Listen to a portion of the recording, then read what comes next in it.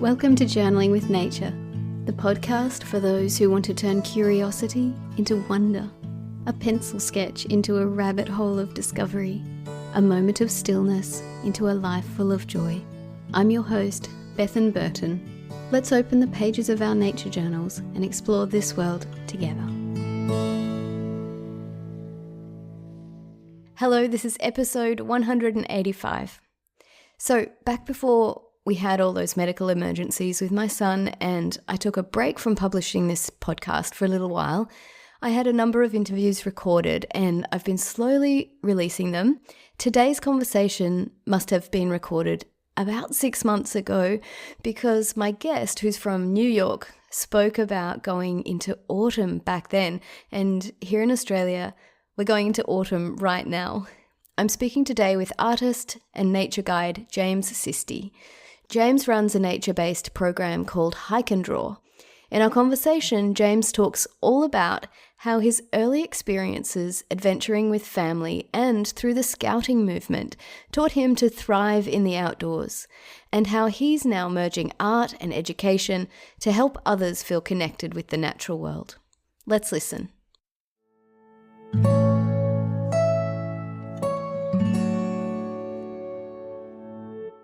James, thank you so much for being here with me on the podcast. Thank you, Bethan. I appreciate you having me tonight. Or tomorrow morning. Tomorrow. You're in the future. Yeah, that's it. I'm in the future. That's weird, isn't it? In a future season as well. That's right. Yeah. So we're going into the autumn. It's my favorite time of year, and the leaves are starting to change colors. And oh my gosh, I just love it. It's not about the pumpkin spice, though. I just got to be honest, right off the bat.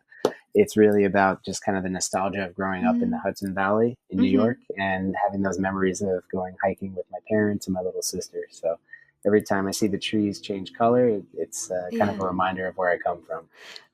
James, you're a pro at this because my very first question is always about people's formative experiences and the ways that nature touched them in their early life. So go ahead and elaborate on your experiences with your family outdoors when you were younger.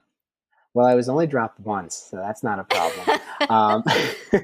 But I really was fortunate enough to be born into a family that not only had a nice connection with the outdoors, but had a real passion for traveling. And we didn't really get on an airplane to travel when I was very, very young. We mostly would pile into a car and drive up to Canada, or we would drive around. I'm from an island, so we would go to the beach quite a lot. And living in the greater New York City area, you're really right at the mouth of the Hudson River watershed, which during the autumn, I don't care if you're from the East Coast or the West Coast in the United States. Sure, the West Coast has all the mountains and all those like really nice national parks. We get the autumn on the East Coast. And that's something that always will stay with me as a formative experience, is hiking in the Hudson Valley during the autumn with my family.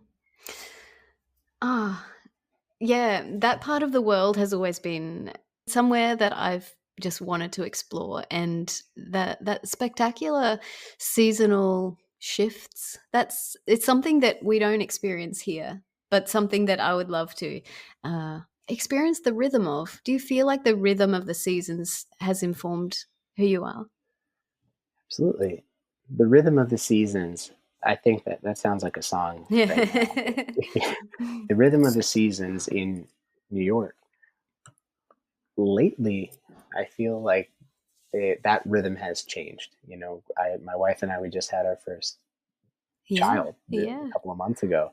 So the summer was a blur, for example. Usually it's one of those seasons where you're happy when it's here, but then you kind of get midway through the summer and it's all right, it's enough of the heat and the humidity. We're ready to move into autumn. But this new chapter in our life is really, I guess, in fast forward mode, because every single day feels like a year, but then you look back and it's gone so fast. So I'm really excited to start exploring this rhythm of the seasons with my baby, you know, once she's old enough to start, you know, crawling around and moving around.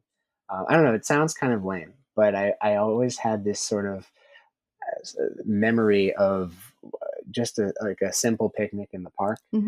Right. And having that as like a future goal Mm. for me has been, I don't know, I just can't let go of it. So growing up, I never was afraid to be outside during the winter. I love the winter. That's honestly my favorite time of year to be out Yeah.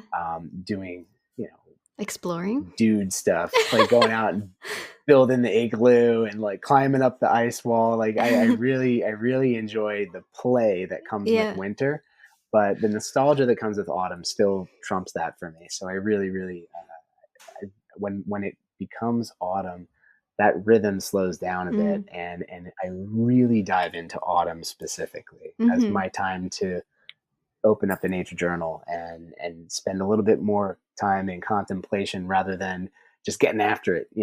In the New York City culture, it's always about getting after it, getting Yeah. after it. If you're sitting still for too long, someone's beeping at you from behind. So this is the season where the rush stops and I can slow Yeah. down a little bit, How take it nice. in.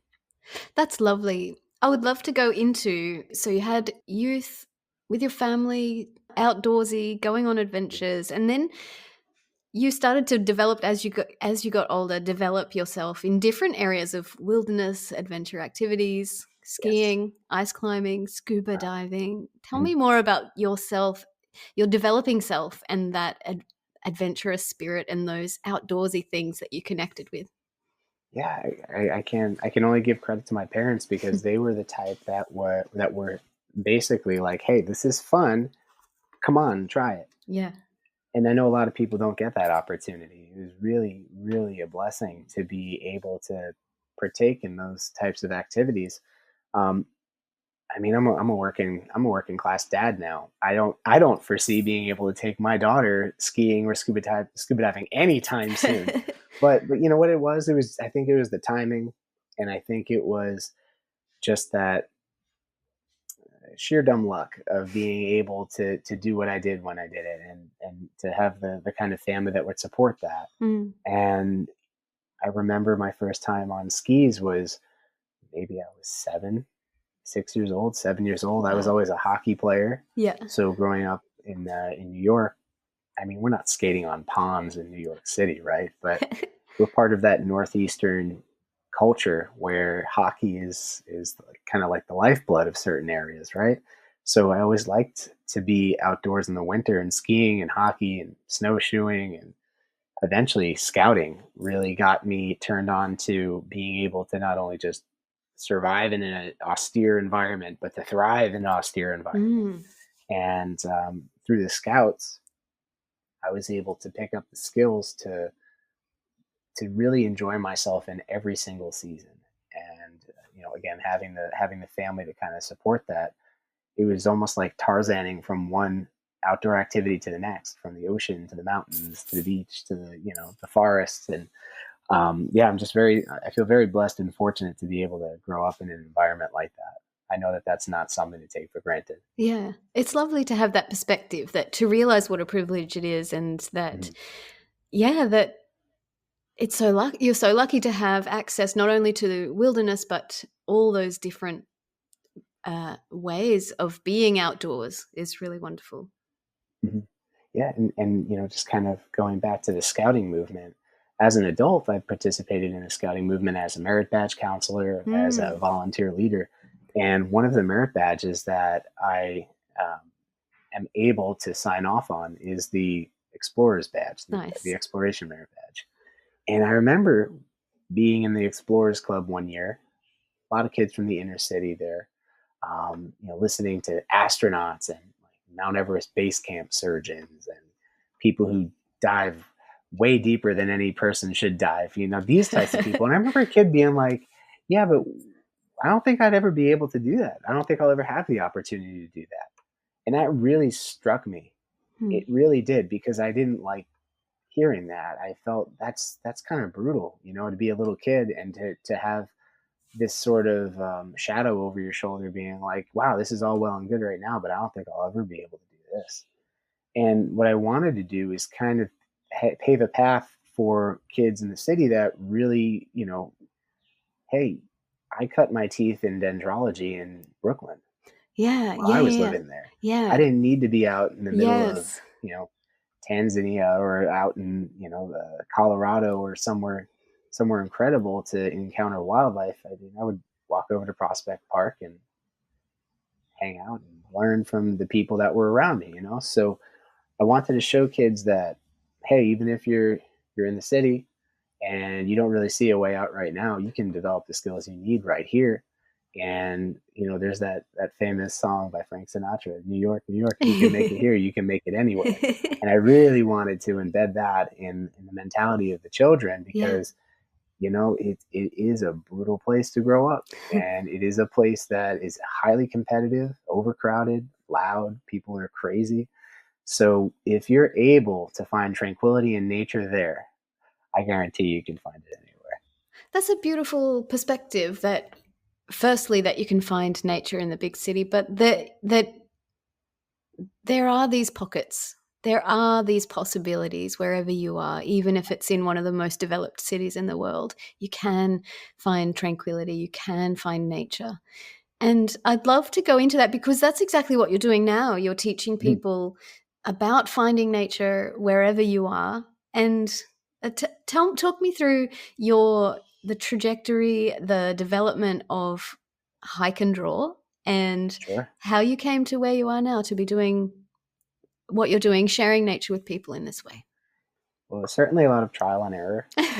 you know, I think you have to be willing to experiment a lot, and you have to be comfortable with failure in Mhm. order to try and grow something sustainable. And Hike and Draw originally was an idea that I had after I had already sort of burned out from being in the corporate world for Mm. about 12 years at that point, 14 years. And I realized I was spending all this money and working all these extra hours just so that I can go out and enjoy nature. Yeah. And I'd be working crazy, like 65, 70 plus hour Oh, weeks so that I can. And this is crazy. You Australians, wherever I go traveling, by the way, there's Australians there. I think that's we get fantastic. around. Right. And I think what's crazy is, like, in New York, for example, or in the United States in general, the average American is allotted 10 vacation days a year, Yes, 10 it's personal days a very year. astonishing So, to people outside of the US just how small your vacation time is. yeah, and I think the only other people that can, the other, I know that Japan has a serious work culture, Mm-mm. and but it's a balance. So I was trying to find the best way to escape from Mm. that, and I think after trial and error, I found that just leaving that behind was the surefire way out. So I wound up just kind of packing it in and pursuing completely. Just a little side story. Yeah. I'm an artist, right? So one of the things that I really was trying to find was my voice as an artist, and I Mm. really found that voice the strongest in nature. So I started, I just reached out to different outdoorsy places. Like, we had a climbing gym in Brooklyn that's not there anymore. And I got an artist residency, Great. and I started building relationships with different people within the climbing circle, the mountaineering circle in New York. And I wound up meeting this great guy who, he gave me so much support with this. And, we were climbing partners for many, many years. And really what I'm trying to circle back to here is just this escape from having to earn your way into the outdoors. Mm. It's a Mm. place that you can go whether you're dirt poor and broke, or whether you're high on the hog living life. For me, I had the the pleasure and privilege of experience both of those angles, right? And I wound up becoming a wilderness guide, not for the money, because you don't get paid anything being a wilderness guide. But I wanted to show people, I wanted to share my passion with the outdoors, and I wanted to show people how they can become better prepared to enjoy the outdoors in a way that was responsible and sustainable. So during that time, I started just bringing my sketchbook with me. Mm-hmm. And when the clients I had would sit down for lunch, I would take out my sketchbook and I'd start drawing, and they'd say, "Wow, that was really cool. I think maybe you should lead some drawing hikes." Yeah, great. That's where the idea really came from, and it started as just a way to bring people out of the city. I'd wake up at like 4:30 in the morning. I'd go to Greenpoint, pick up a van, go up to the Upper West Side, pick up the clients, drive 4 hours north, do 7, 8 hours of hiking, drive 3, 4 hours back, and then it would be like a 20-hour day, and I only made $100, but it was something that really felt like it resonated with people. Yeah. And one of the other things about this was it was before COVID, Mm. so nobody saw that coming. And the outdoor industry got hit hard by Yeah. COVID. Even though you'd say, well, wait a minute, everyone wants to be outdoors. And no, nobody wanted to travel. Nobody was sure what was going on. Not in the same some way. cities Yeah. you couldn't Mm. be out. Mm. And New York City was one of those. We had New York had a serious lockdown, right? Yeah. So at that time, I had to make a call. I was like, all right, well, I just built this thing. What do I do? Do I just pack in this dream, or do I try something different? Was it called Hike and Draw at that point? Yeah. Yeah. Because I wanted something simple. Like, Yeah. well, if you have a fancy company name and you got to explain it, to me, that's not a good name. But if I tell you I have a company called Hike and Draw, Yeah. and I'm telling you the name of my company and telling you what I do at the same Yeah. time, so it's a great conversation starter at parties. Yeah. I'll tell you that much right now. But like, oh, what do you do? I hike and draw. Okay. What's your company name? Hike and Draw. Yeah. Wait, you make money? No. So yeah, no, I didn't. But the idea is, well, if I really care about this and I really want to help as many people as possible enjoy the outdoors, then why don't I just try one thing? And I got a free Eventbrite account, a free Zoom account.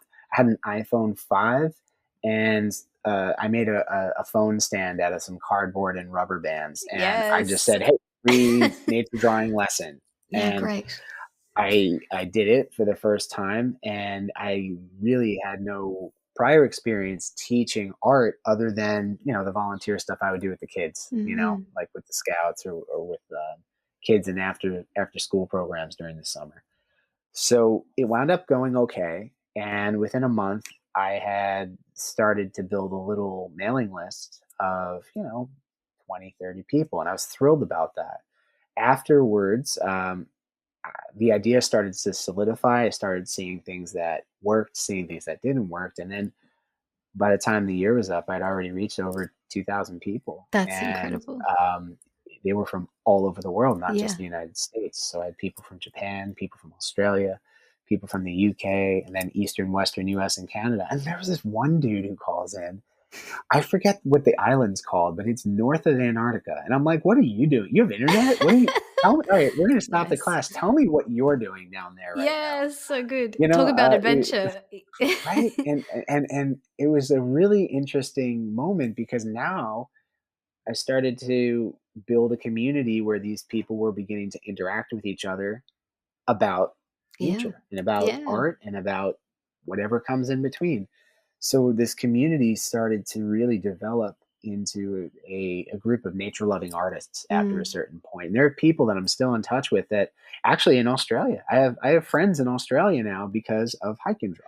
That's so and I'm telling you, if I ever come down there, come and it's see gonna me. be awesome. Come and see me in Brisbane.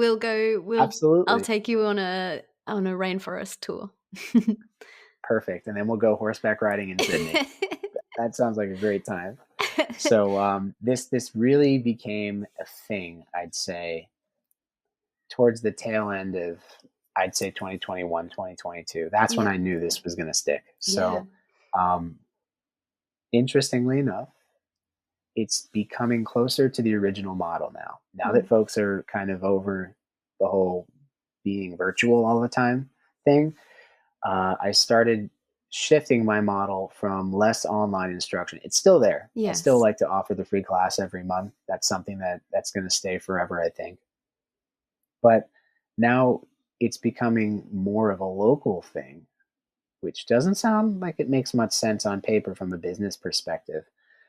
But last weekend I was out in the woods. I was guiding a hike, and I really, to make this less about me and more about the people that Hike and Draw impacts, there was a girl who was probably about 12 years old, and she was with her mom. They completely dived in headfirst. They loved the experience of not only just walking around the woods and having a nice hike, but turning over a log and spending Yeah. time analyzing what's going on there and looking at the different types of trees and learning how to navigate using the sun and the trees and all that kind of stuff. It was just a wonderful day. So this kid, again, 13, 12, 13 years old, I asked her, I'm like, you like school, don't you? And this was a kid who was hungry Yeah. for Yeah. knowledge, and they really bonded as a mother and a daughter. And I see that a lot when I do these hikes. So that really becomes the giving back moment where, you know, it's about teaching people how to return to where they're supposed to be, Mm-mm. and that's not inside all the time. That's not hunched over a desk developing scoliosis or, I got to tell you one thing about COVID is that the research just came out that loneliness is another kind of pandemic that people are suffering from. Yes. And just being outdoors and getting vitamin D is a really great way to start combating that. And running Mm-mm. into people on the trail or becoming familiar with a park ranger or just inviting people out, doing a meetup group or something, that it just really helps combat that pandemic of loneliness, and really, really beneficial for people's mental health. So, I agree, and around that time of COVID, I was lucky. I'm lucky to live in community with my whole family. There's 12 of us who live here together, and wow. so loneliness in that way wasn't a thing, but I did feel it. I felt connected with the rest of the world and the loneliness that was happening outside of my little bubble, Right. and I really feel strongly that this connection that we make with the natural world, not just with human to human interaction, but human to other forms of life interaction, that can combat loneliness in its own way. And I think that Yeah. deepening that connection to the network of living beings is something that can help. Oh, yeah. And it really puts you in your place, because some of the moments that people really memorialize are the moments when they feel like the size of a matchstick. I Yeah. really love when people come back from a epic adventure and they talk about seeing the Grand Canyon for the first time, or going out to Chamonix and standing next to Mont Blanc, or Yeah. being somewhere totally remote Yeah. and just realizing, hey, wait a second, there's something bigger out there. It's Absolutely. bigger than me. It's bigger than anything. And it's this sort of realization that you're a part of something that's a greater whole. Mm. Um, that people almost are thirsting for a religious experience, in a sense, if that could be a comparison, where, it's like you make the pilgrimage to the same mountain every year for a reason. You go to that camping trip with that buddy every year for the same reason. And it's it's beyond a habit, It's a really. it's ritual it's maybe, more, or yeah, it's more of a ritual. Hmm. And fulfilling that is almost like that's like your covenant with nature. You're coming back to fulfill the covenant, and you're there to really just divest yourself of all that baggage that you carry around all the time, because out there's no really use for it, honestly. It Yeah, doesn't I help you mean, at Zoom all. meetings and schedules and to-do lists don't make sense Yeah, out there, do they? right. So having that space to really connect with the Mhm. broader systems, and I could nerd out about systems any day. Um, the the interconnectivity, and I really, when I was reading about Alexander von Humboldt in particular, there was a great book that Andrea Wolf put out called The Invention of Nature.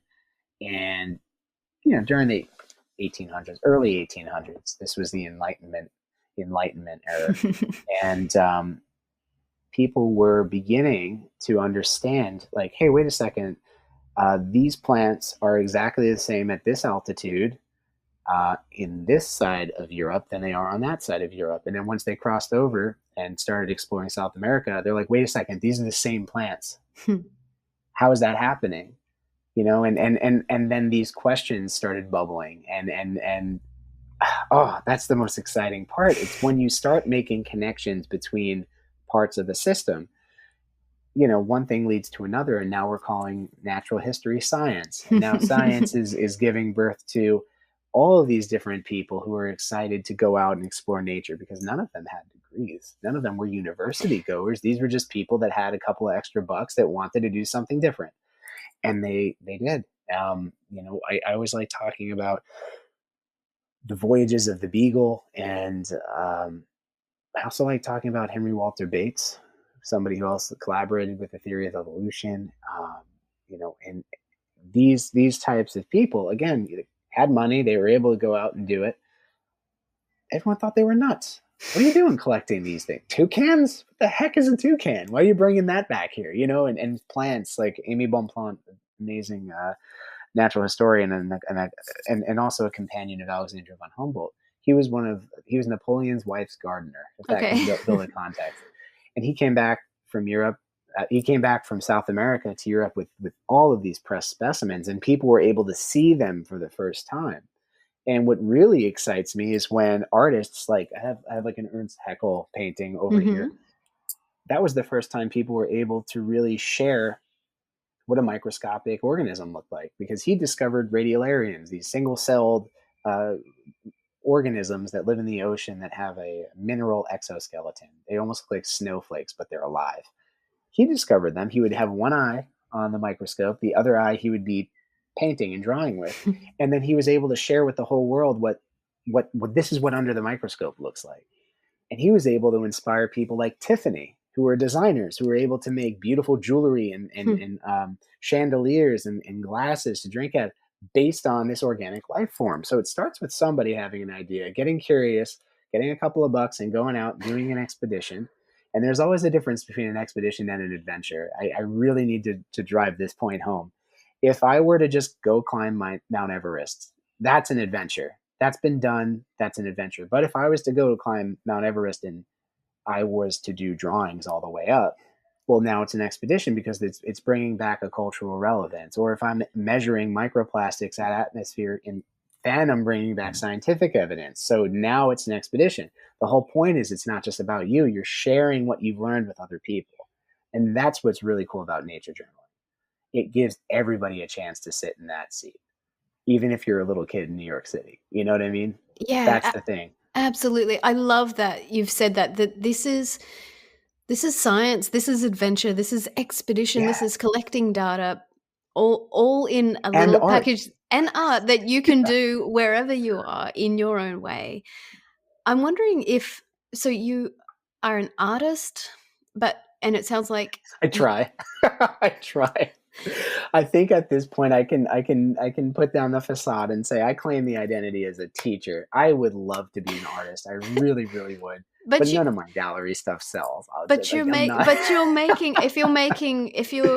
if you're making art, you're an artist in my view. And Thank you. it's taken me very many years to say that of myself. So I can say it of you, but it's hard to say it of myself. Yeah, But um I'm wondering about the moment when you started, because it sounds like you've been doing this for a really long time, but the moment when you started knowing it was nature journaling, sort of developing your own nature journaling methods and sure. methodologies, and when did when did your art and love of nature sort of overlap and you realize, oh, I'm actually doing this thing called nature journaling? Yeah, when I broke my leg and I couldn't do anything else. I wound up going, one of my family ski trips, we went out to Jackson Hole, Wyoming. It's a beautiful place. Okay. And, you always got to get that last run in. Oh, just one more run. Oh Oh, it's no, such a great James. condition. Well, it was intentionally my last run for the day. Okay. It was negative 30 degrees Fahrenheit. So even at Celsius, it's the same. Negative Okay. 30 degrees Celsius, negative 30 degrees. Yeah. It's cold. It's Impossibly cold. cold. Yeah. And my family always razzes me about this. They're like, "Yeah, you fell. You're a klutz. You fell down." I swear to this day, it was ice that built up in my binding, and my ski came off while I was in the middle of a run. And Oh. but anyway, I broke my femur, and that's the hardest bone in your whole body to break. It was actually twisted broken. So I was Oh. looking forwards. My leg was looking backwards, kind of ragdolling down the mountain. And I continued to fall because everything was ice and frozen. So that was fun. So I wound up getting, this is the first and only time in my life I was rescued, as a man, as an Oh, adult. wow. I got to specify that. But it really impacted me because I was rescued by a real team of professionals. These were West Coast United States rescue guys. Super cool. They had the uniform with the jacket, Yeah. the snowmobile. I was like, this is cool. You're impressed even though your leg's sticking out in the Yeah, wrong even though I'm shape. like screaming the top of my lungs in a high falsetto. No, the experience of breaking my leg. So the hospital is right next to an elk preserve, and bald eagles are as common as gulls for you and me out there. So you have the bison, you have the elk, you have the stretch of endless expanse, plus the Grand Tetons, those beautiful mountains. So it was really an inspiring setting. But when you're in the hospital and you're all doped up on morphine or whatever, it's just kind of, you're in this weird trip where your brain is taking in information but processing it through a weird filter, and then whatever comes out comes out. So after that experience, that is when I began taking my normal sketchbooks, because I went to art school. I was in art school at the time. Okay. And I started really incorporating these nature themes through the lens of having a broken leg. And I started thinking about, well, if I was an elk and I had a broken leg, that would be it. I wouldn't be able to survive the wolves. Weirdly enough, that was what was on my mind before I got rescued by those mountaineering guys. I was worried about wolves. Oh, wow. I don't know why. Priorities, right? So anyway, I started creating larger paintings out of these initial observations in my sketchbook, and it really brought in more themes of natural history. I started doing more close studies of animals and landscapes. And that was kind of put on the back burner while my career started. So after I started getting bored in my career, it was just, honestly, it wasn't a lack of discipline. It was more so just the repetition of the grind. And what I mean by the grind is that you're put in a situation where every day something is exploding and you are responsible for it, and you need to fix it by the end of the day, even if the end of the day is 9:30, 10 o'clock at night. And when your CEO is texting you at 6:30 in the morning that day, yelling at you about why this thing isn't working, it just gets old after a while. So as a way to really kind of recharge my internal batteries, I began to just go out to nature, bring my sketchbook, and I would draw. And I began to realize at that time that, hey, when I do this, I'm quiet and it's peaceful. And then the animals are starting to come out because I'm not stomping around and making a racket. So now I'm having this connection with nature through the lens of art that, I'm starting to notice things I wouldn't normally notice otherwise. I'm starting to write down questions. I'm starting to, not be so concerned about which poem I should put in my sketchbook to feel edgy so I can post it on the gram. I was more so just interested in data and really combining that sort of poetic flourish that I used to like doing in my sketchbooks with real data notes. That was just for me. And when the clients I was mentioning earlier mentioned I should do this hike and draw thing, I was like, okay, let's start reading. So I got into the works like A Sand County Almanac by Aldo Leopold. He's one of the founders of the U.S. Forest Service in the United States, and wrote a wonderful collection.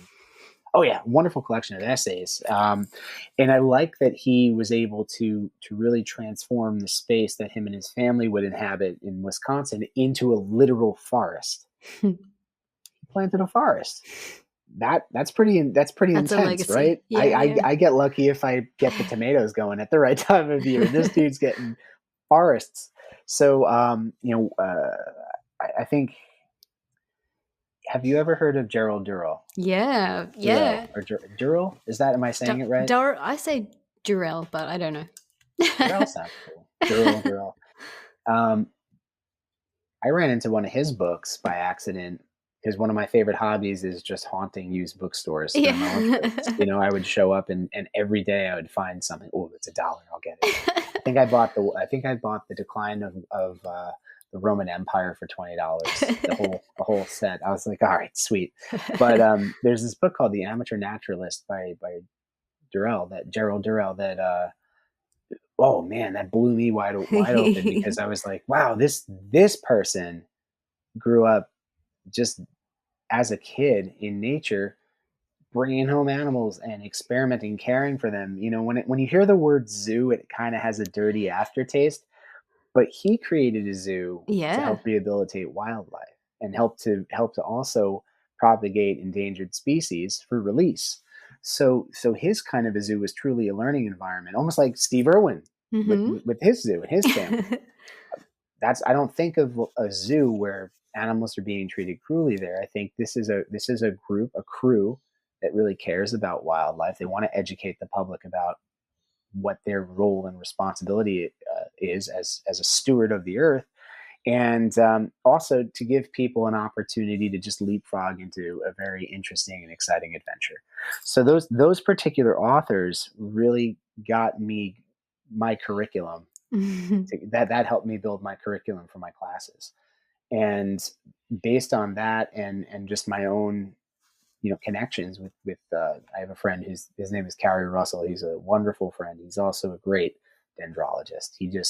He can talk to you about trees for hours, and it's exciting. You know Is what I it? mean? Yeah, it's amazing when you find that person that just has so much knowledge and enthusiasm and communicates in just the right way, and it's just like being on fire with the knowledge and Yeah, the excitement of it.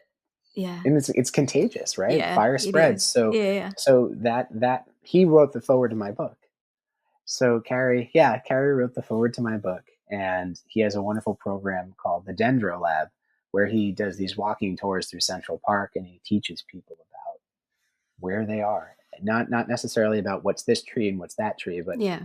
where are we, and what is all of these interconnected parts of this Mm, system mean? mm, mm. And that's the thing. You just meet people like that, and now you're talking every week on the phone, having ideas, spitballing, and it's just, I think that's where the word community comes to mind, where you start forming a community, even if Mm. you don't live anywhere near each other. You have this ability to connect with people who are interested in this thing, and it inspires new ideas. So those are all wonderful things to share. That's gorgeous. And so I'm holding your book in my hand. It's a wonderful guide that you can take. It's the Field Guide to Nature Journaling, and in fact, something that it's small enough you could put in your backpack and take with you. Yep. And it's got a lot of great ideas for different ways to capture nature. One of the things I really appreciate in your book and in your nature journaling course is the focus on being a good steward and researching and data collecting with ethics. This is Yes. something that a lot of people don't talk about, but it seems to be a focus of yours, and I really appreciate that. I'd love for you to talk about Yeah. collecting with ethics and how important that is. Yeah. Well, once upon a time, earth science was taught in nature. And part of what Aldo Leopold writes about is almost like the sterilization of the subject. Because if you're in a lab studying nature, well, guess where you're not? You're not in nature. So there's another book I think that a lot of people should check out called The Handbook of Nature Study. Mm-hmm. And it was written over 100 years ago by Anna Comstock. And it's a wonderful book because it's curriculum for grade school out in nature. So they would go on nature walks, and the children would be allowed to handle certain wildlife. For example, a frog. Frog's not going to hurt anybody. And if you're careful, you're not going to hurt the frog. Same thing with turtles, unless it's a snapping turtle, but be careful. But the idea is this separation between man and nature Mm. is it's causing symptoms, and that's particularly prevalent in the university systems right now, because you have people who are getting doctorates that honestly can't tell the difference between a monarch and a swallowtail, and this is just basic stuff that little kids can know. I was really inspired by the Golden Field Guides from the 1960s. These were, tiny books like mine that you can put in your back pocket and just go out and ponder with. That's the idea. It's like it's a pondering device. So the ethics that are built into it, part of it's from the scouting movement. We have this concept of leave it better than you found it. Mm. It's just good discipline. It's good housekeeping. And it also helps to allow other people to enjoy the space that you just occupied. So one of the hike and draw things that we did, I love maps and I love showing people how to navigate through nature without them. So we went out and collected about 50 pounds of garbage on our hike because I just simply gave everybody a little bag, and I said, if you see something that doesn't belong here, and if you're comfortable with it, pick it up, put it in the bag, and we'll weigh it when we're done. Fantastic. 50 pounds of trail trash. We only Wow. walked about 5 miles. So this kind of stewardship just gives an example for people to follow. And I really love, again, working with kids because they're so impressionable. And if they have, not that I'm a good role model by any means, I try, but I'll say, like, for example, they have like a good role model like you that they can follow out into nature, and you can show them how to be a good steward and take care of the land.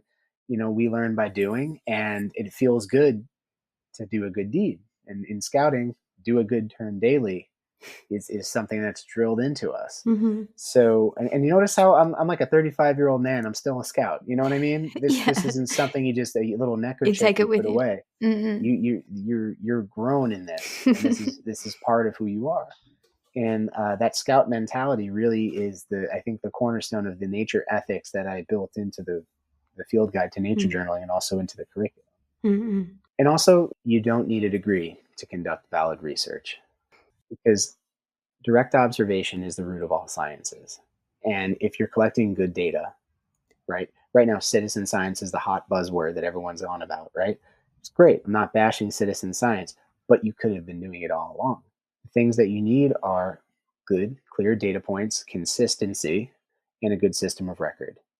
A nature journal is perfect for that because nobody's Yeah. saying you can't take photographs and paste them into your nature journal if you have to be really hyper specific about the research that you're doing.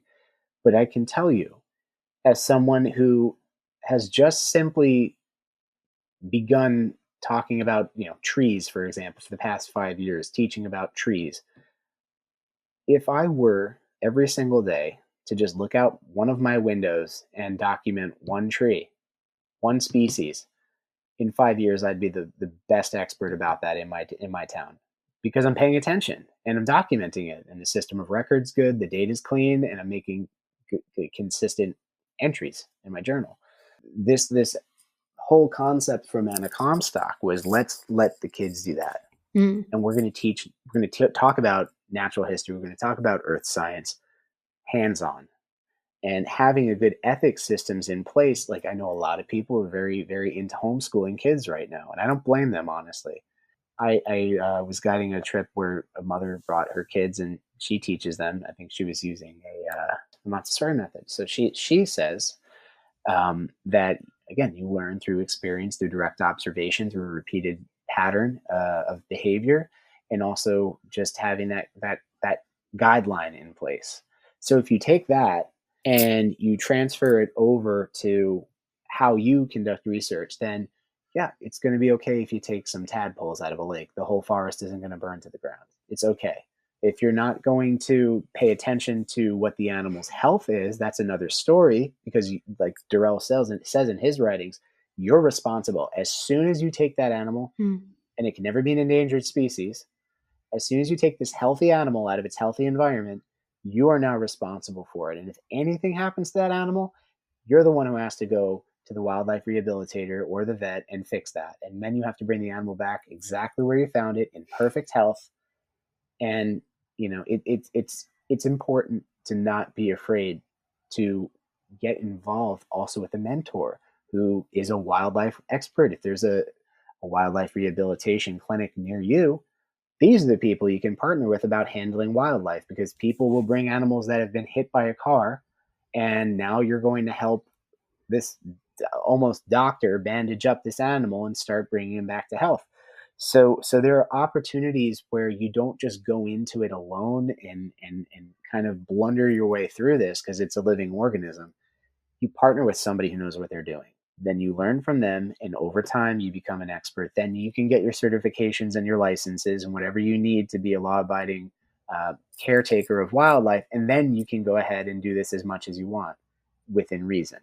So, that part about in the book about ethics is laying a foundation for Mm. eventually that kind of a thing. I love what you said about your records, your nature journal, your scientific information that you're collecting, because that's what it is, whether you have a science degree or not. Mhm. It can be something that we invest ourselves in over years. It doesn't, this Sure. activity, nature journaling, doesn't have to be something you do for an afternoon, although it can be. This Right. is this is something, and it sounds like you have done this or are doing this. You invest yourself in it. You invest yourself in a lifetime of paying attention to your place. And Yeah. then you have this incredible record that is your specialization, because you also talk about this, about finding a niche for yourself, for your record keeping. Mm. Yeah. Can you talk about that? Finding your niche, and how this document, this precious journal, can become something really valuable in the future when you've invested Yeah. yourself in it over the years. Yeah. When I introduce people to nature journaling, I tell them you're gonna get fruit from this over time. Yeah. And the best way to keep yourself coming back is to choose something that you're genuinely interested in. I am a huge bird nerd. I wouldn't call myself a birder. I'm not that crazy, but I like Okay. birds. Okay. I also like trees, specifically the whole dendrology thing really fascinated me. And I can very much see myself nature journaling underwater if I ever get the time and means to Yes. do that. So so if I were to pick a theme for my personal nature journal, it could be the birds of Central Park, or it could Yeah. be the birds of Long Island, and that could be my whole thing. Now, you could choose a place and have every entry be linked to a location, or you can choose a species or a genus, or expand it however you want. But the whole point is it has to be interesting enough for you to continue doing Keep it. doing it. Mm-mm. Right. So last time I did a nature journaling class, this was a library class. I I started asking people just a basic survey. What's something that you can see yourself journaling about for years to come? And many people were just talking about the flowers in their garden and Yeah. understanding when they grow, how they grow the best. And it's actually a handy application if you think about it. If you want to become a good gardener, and let's say, for example, you're interested in starting your own vegetable garden, you can use your nature journal as a way to really monitor and keep track when the best time to do that is. And it's almost like a farmer's almanac in that sense. The other Yeah. thing I found was interesting was people love stars Mm-hmm. and looking and stargazing. And it's really hard with all this light pollution to do that in New York. But for people that live in a place where the lid is taken off of the night sky and you could really see the constellations, that's another popular topic that I've run into for sure. It's so interesting. So you've talked about niching, like finding your niche. And for me, my niche is Yeah, what is you. your niche? Well, it's my vegetable garden. And so I've Great. started Yeah. keeping records of what I'm planting, what's growing well, what's not growing well, the garden visitors. And to me, that is a beautiful conversation, a beautiful way to speak with the garden. What's working? What do you need? That sort of thing. So finding a niche is a lovely idea. And you've talked about that. You've also talked about community and different people coming together to share ideas and to share inspiration and all this, the sort of energy that comes with that. And one thing that you talk about in your book, which I hadn't come across this phrasing before, but I like it. You talk about socializing your research. Yeah. And by that, I think you mean getting your research out in conversation with others and sharing it in whatever way. But I'd love for you to talk Oh, about yeah. socializing your research. Sure. I really, really enjoy when somebody's very passionate about something they've been working on for a really long time, whether it's building a boat or working on a vegetable garden. I like when people are so excited about something that they can't wait to share it with their neighbors. And one of the fun things about nature journaling is you can go out with a group and participate in, specific projects that everyone can take pride in. I know that, for example, we have an Audubon Society chapter out here in Oyster Bay. And one of the things that the Audubon Society does, even though that's a very bird-centric group, is that they do a lot of invasive species polls. And they reclaim land by planting native indigenous species there, right? Fantastic. So for folks that would go and experience what a native forest would look like in a place where there is basically minimum native forest left, to take pride in that and talk about that from an educational standpoint, but also like physically, you're standing in a place like a primeval forest, giving people information in the form of trailside brochures or trailside signs is a great way to really evangelize your research. You've done the work, you've put in the time and the effort into preparing this space for people to encounter what you're passionate about. And now you're presenting them with something they can take home and share with other people. That's really a great way for knowledge to spread. And that's just one small example of the many, many, many ways that you can do that. One of the things in the book that I talk about are just creating beautiful data visualizations. I worked on a project in 2022 with a group of scientists in the French Swiss Alps, and we conducted a high altitude microplastics study. Wow. And I brought my nature journal. My job was to be the artist who would visualize or memorialize, rather, these moments in the trip, kind of like the explorers from the 1800s. Before there were cameras readily available, a lot of people were amateur artists, and they would bring their watercolors or their pens and they would draw. So my role was to not only participate in the expedition by collecting samples, but also documenting what was happening and sharing the information in a way that people could find relatable. Because when the data gets synthesized in a laboratory and you have like a 20,000 row spreadsheet, that's important for maybe a glaciologist, or that's important for a physicist to look at. But for the regular person like you and me, we don't know what that means. So to create an art piece that synthesizes what that data is telling you, that really is a gift to people that are passionate about maybe conservation and their environment.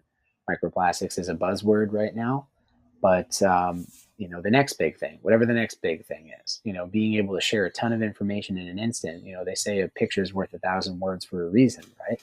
So doing something like that in particular, and then eventually we can go into the citizen science thing that's going on right now, which I like. I do like it. It's just involving too much phones for my taste. Interesting. Yeah. So the nature journal helps us step away from that, but there's always this pull, isn't there? There's always, I could use that app to identify, or I could use that.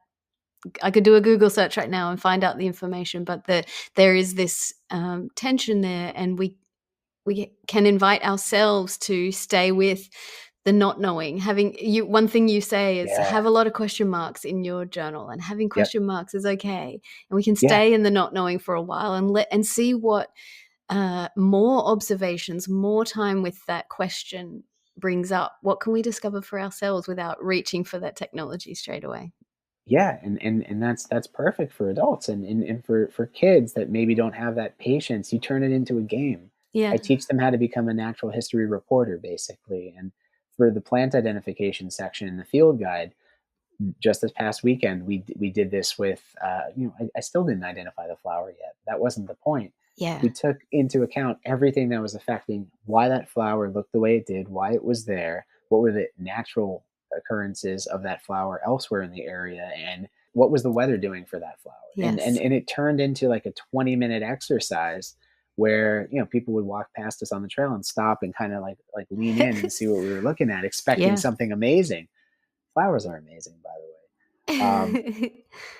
But it just catches, and this mentality of, I'm a natural history reporter. Yeah. I'm not only interested in the who, what, when, where, why. I also want to know the how and to what extent, and so on. And you dig yourself a little bit of a rabbit hole when you can't walk 5 feet without doing it again, Yeah, you that's know? it. Walking with a naturalist or with a nature journaler is a slow process.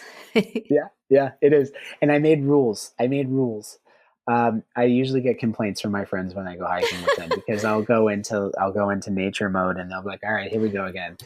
I do very quick thumbnail Mm. entries in my book, and I can do 30 seconds. I'll pause, I'll do the thing, and then I'll move. And I'll run and I'll catch up to the group because they don't stop for me anymore. It's gotten to the Yeah. point where they just don't They wait for know me anymore. they know the way you are. And I Well, also would bribe them with coffee. I would bring a pot of coffee and a little stove, and I'd say, "Oh, let's have a coffee break, nice everyone." And they, method. Nice in the one. winter, it really tracks. They So d yeah, they don't turn you down. This is yeah, so good. Well, this brings up another thing I wanted to talk about, which is that you have, uh, you encourage people to be messy in yeah, your nature journal, to scribble sketch, to quick sketch, to gesture sketch. yes, And if you want to, you can do a second nature journal, more precise, more detailed, more researched at home. And this idea of having the sketchy one and the deep dive one is an interesting way to do it. Can you talk more about that? sure. Well, it's basically more of a coping mechanism for my own case of OCD, to be honest. Because I will tell you, the scariest thing is ruining a new Yeah. sketchbook. That Oh, first yeah. page, oh, it's the Yeah. worst. So what I invite people to do is to just basically just dive in by not being afraid to make a mess. Yeah. I tell people to have, okay, if you want to have your good copy, you can Yeah. keep that at home. This is for work and it Hmm. needs to be ready to take a beating because if you're bringing a book out into nature, I believe it should be a hardcover book. It should be Okay. something that has multimedia paper that isn't going to be so flimsy. And Hmm. even if a little rain gets on it, it's not going to ruin your book.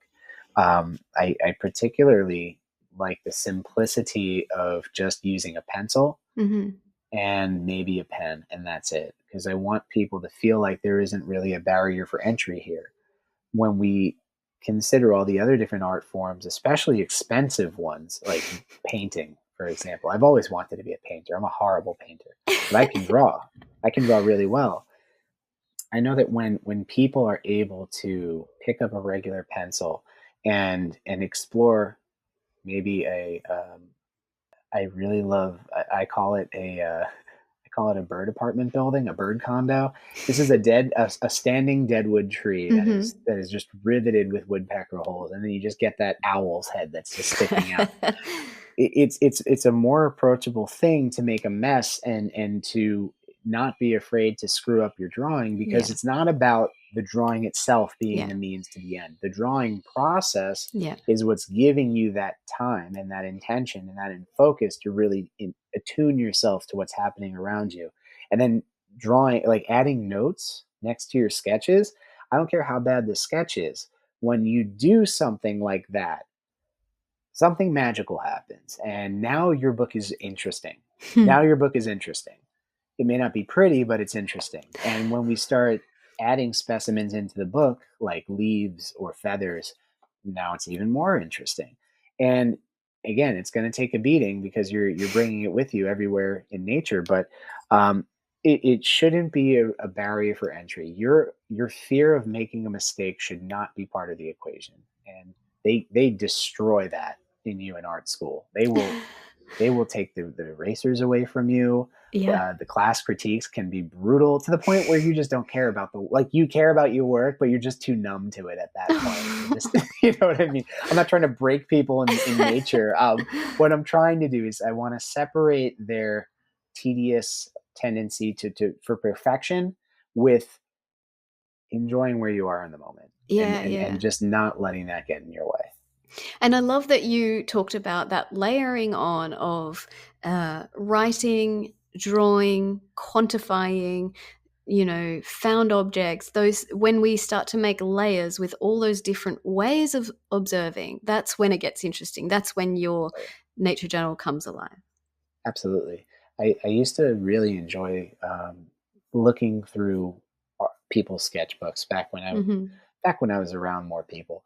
And one of the things that I liked was everybody has their voice. So you can pick the exact same topic as Yeah, me and three yeah. other people, and your nature journal will be a It's completely cool, huh? different thing because Mm, it's through the lens of your experience. You could mm. be experiencing and noticing something that I'm not.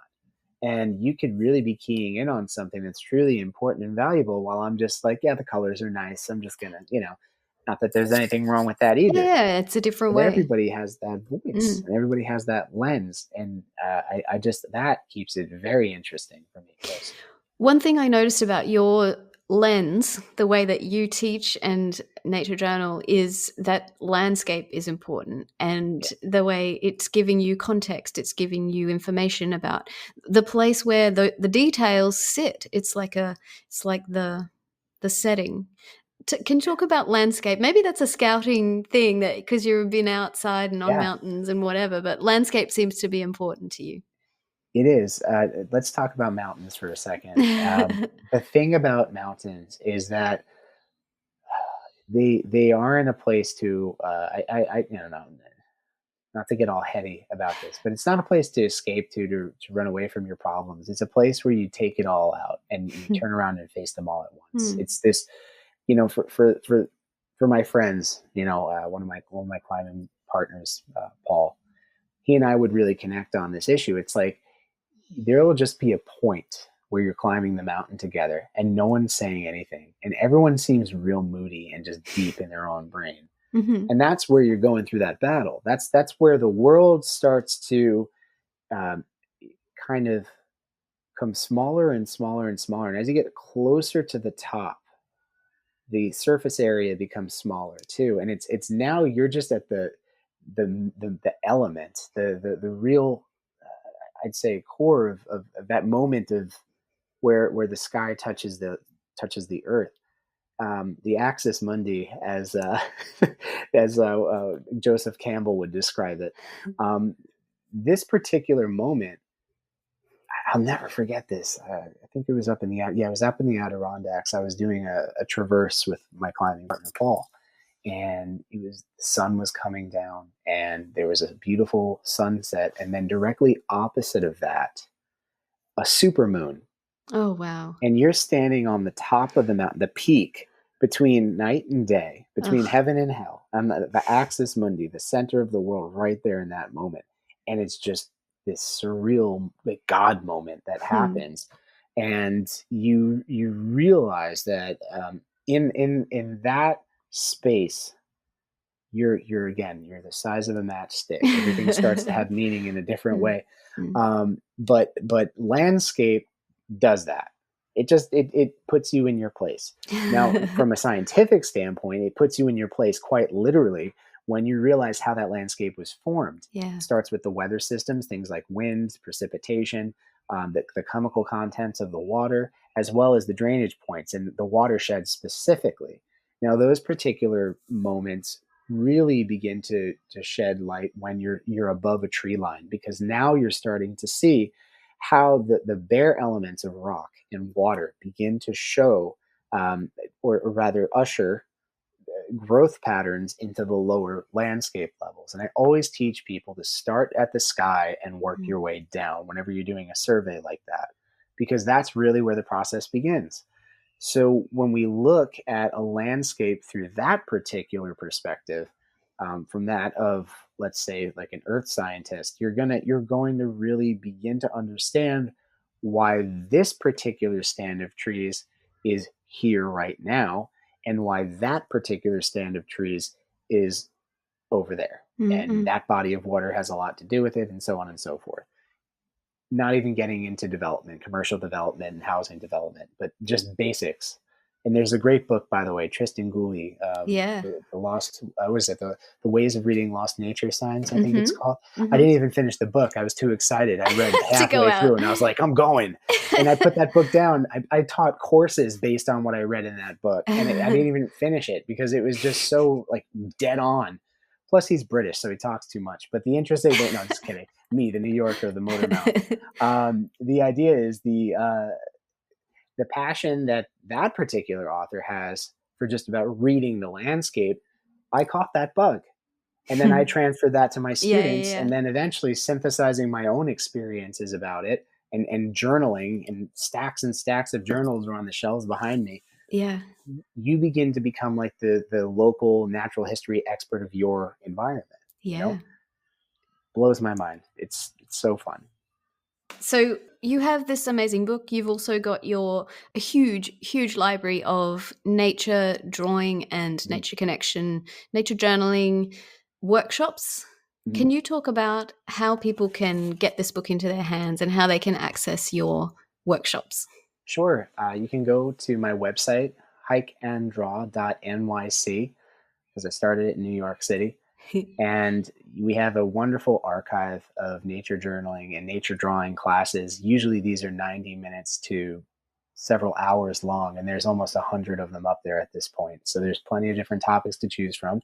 And if you're interested in getting a free downloadable sample of my book, you can also find that on the website. This book can be purchased at Amazon on Kindle as well as paperback.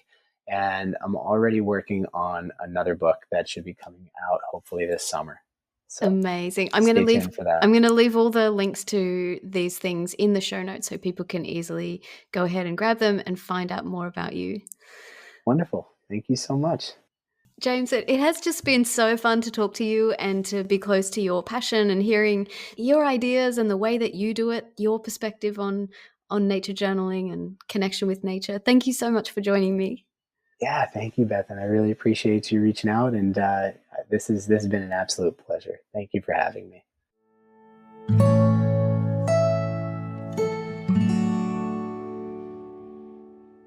I hope you enjoyed this conversation with James.